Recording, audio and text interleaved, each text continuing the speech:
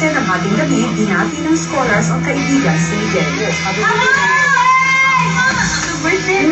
love you, Miguel. Happy birthday. Happy birthday to you. Happy birthday to you. Kung masaya si Miguel, si Chris naman ay may kinaibisan. Alam mo, isa talaga, hindi na maganda yung mga joke niya, yung gusto ko nakakapasis na talaga. Masyado siya ano. Oo, minsan nakapasis na ako.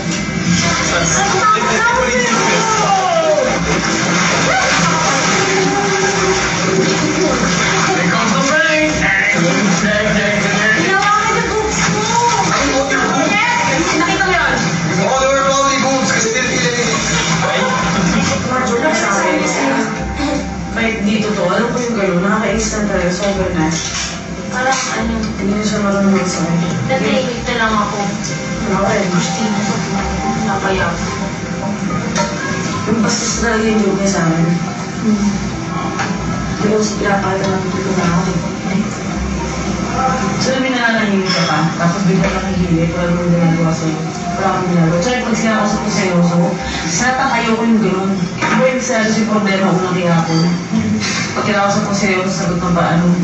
Siya, mas malalato yung sila ang puso. Tumigil na siya dati, kaya lagi na kami nag-uusap nun, di ba? Ngayon, pero kung okay na kami nag-usap pa sa'yo. Kaya yun tayo sa kapinutin ko siya, bigla na ako nag-joke. Wala na siguro talaga yung mga joke na minsan, lalo na pag sa sila, sir, yun, ginusobra. Maya-maya, tinawag ang mga birthday celebrants papuntang band rehearsal pero di nila alam ang surpresang naghihintay sa kanila.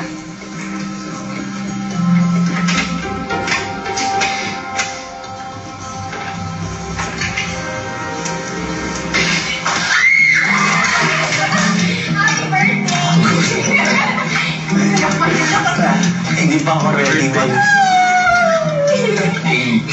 Ano naman tao? Kasi, ikaw na lang naman talaga to eh. Hard, gulat ka ba? Si Mickey, siya yung super best friend ko since yun pa sa high school. Kasi kasama ko siya sa choral. Tapos si Yuan saka si Noel, sila yung friends ko na from in past contest namin sa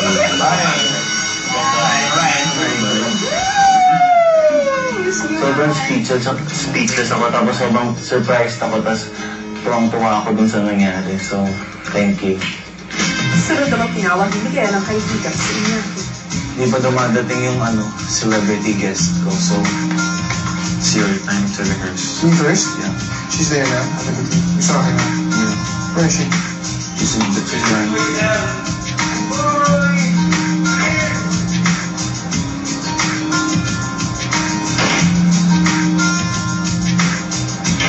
What are you doing? Yummy! What are you doing? Oh my God! What are you doing here? Huh? What are you doing here? Good, huh? You just decided to task me. No way! No way! It's your birthday. Sunday! What are you doing? No way, you're here just for that? Yeah, dude, of course, huh? Yeah, and you Come on! Cindy Mercado and the other one was Kevin Concepcion. We're in the same theater company. We grew up together. Well, whatever happens, basta you just keep the lessons that you learned here. Proud Mary, duet? Yeah. Is that it? I'm sorry, that's all the time we have for now. Oh man, thank you guys. I can't believe you guys took time. Sa counseling room. Counseling room. Me? Right now. No, tayong lahat. Tayong lahat. Hey, ikaw. I'm so happy. I was able to see them. I wasn't expecting them. Sabi po sa akin ni Miguel band rehearsal. So, I was so surprised. Back-to-back celebration nga po ang naganap bago umalis ang isa sa probies na sina Miguel at Iñaki sa kanilang kaarawan. Good evening, Big Dreamers sa buong Pilipinas at sa buong mundo. Bukod sa birthday ng dalawa, isang dahilan pa para mag-celebrate ang mga scholars kahapon ay ang muli nilang pagkikita sa mga star partners nila para sa Gala Night sa darating na Sabado. Kung ano ang naganap sa Star-filled band rehearsals, narito panoorin niyo.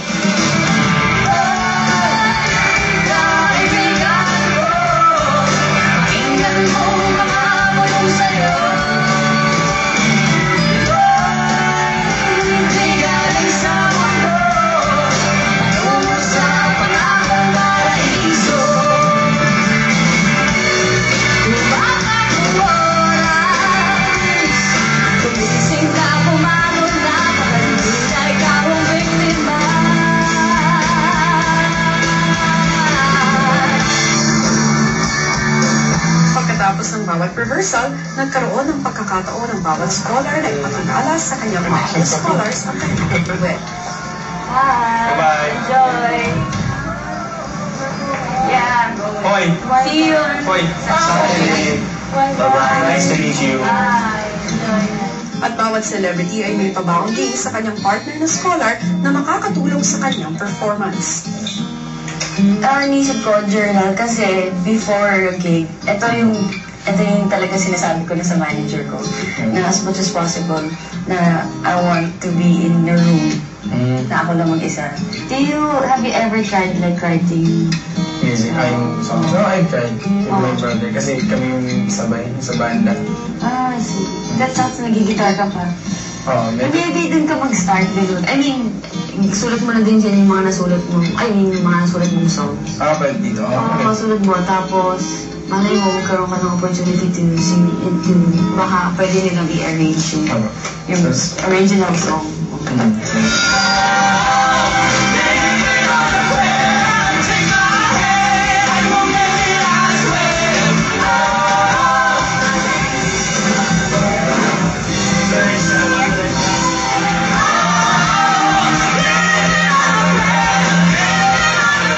When we were recording the album kasi after rehearsals, yung favorite restaurant ni Mr. C. And so, parang good luck din siya because a lot of good things came after the recording of the album. So we wanted to bring you the same thing. So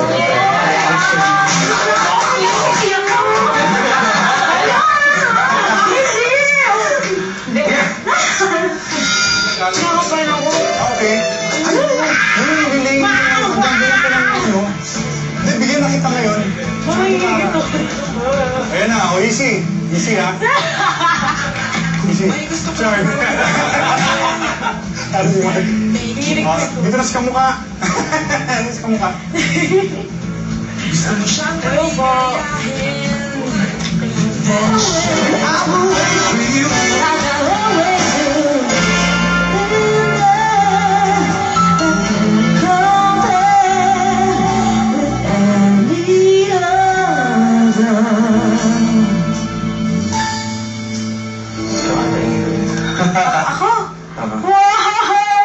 Okay, usually ito, sige, basahin mo muna yun. Here's a delicious drink. Treat myself to after a short routine. All the best in your singing career. P.S. The best advice I got. Ano po to? Singing. I got a singing was from my mom. She said, a singer with With an ordinary voice, who sings with extraordinary feelings, will outperform a singer with a great voice, but sings with little feeling. So sing your heart out. oh, thank you po. Maybe then we could go. Drive down to the countryside. This is my break a leg gift to you for Saturday, and it's actually the secret to when you're not feeling, kunyari, you're not to sing and you're not 100% like, kasi ang kalaban ng singer most of the time is dryness of the throat. And for me, the best moisturizer for your throat is honey. Honey with water. It's nothing like, ooh, it's not like some Chinese herb or whatever. But believe it or not, it's so funny na kasi nagkataon that you were singing the song, di ba, of Jongri Chan. It was Jongri Chan that told me.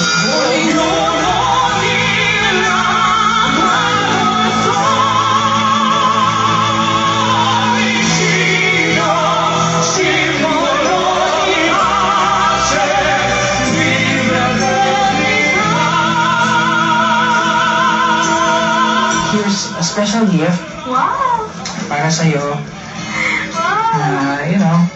That will remind you that no matter what happens, He will always be with you. And kahit na feeling mo mag-isa ka, hindi ka nag-iisa. And Oh, I love it! Thank you! you like it. And yun, yung sa akin, binigay sa akin ng lola ko. And it's something that I carry around all the time whenever I perform kasi I feel safe. Oh!